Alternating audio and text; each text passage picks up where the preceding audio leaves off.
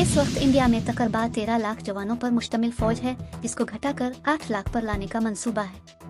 India के एक सरकर्दा दिफाई तज्जियाकार retired major general Ashok Mehta ने इंडियन फौजियों की तादाद में तेजी से कमी आने पर तशवीश का इजहार करते हुए कहा है कि फौजियों की तादाद कम होने से फौज की अस्करी सलाहियत पर बड़ा असर पड़ेगा।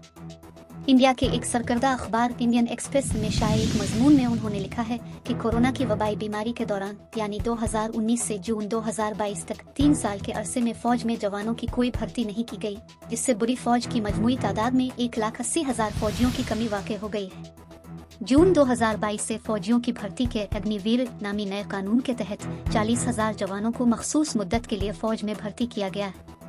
साबिक मेजर जनरल अशोक मेहता ने लिखा है कि फौज के आला एहलकारों में राइट साइजिंग यानी जरूरत के मुताबिक फौजी नफरी रखने की बात हो रही है। उनका कहना है कि 1,80,000 फौजियों की कमी के अलावा अभी फौज की मजमूई तादाद में मजीद 1 लाख फौजियों की कमी की जाएगी। उनके बकौल इंटीग्रेटेड डिफेंस स्टाफ के हेडक्वार्टर्स ने गुज़िश्ता महीने हुक्म जारी किया है कि मुसल्लह अफवाज के सभी शुबों में मौजूदा नफरियों की तादाद में 10% मजीद कमी की जाए।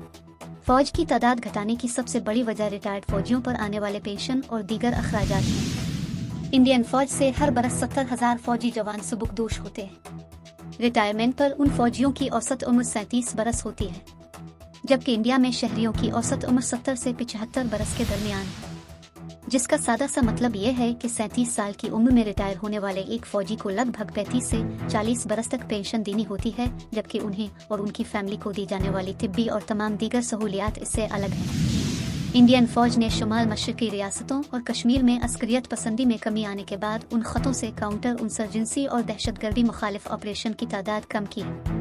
रिटायर्ड मेजर जनरल मेहता का ख्याल है कि एक ऐसे वक्त में जब फौज को जदीद टेक्नोलॉजी के साजो सामान से पूरी तरह मुसल्ला नहीं किया गया है, फौज की जंगी कुव्वत को घटाना सही कदम नहीं।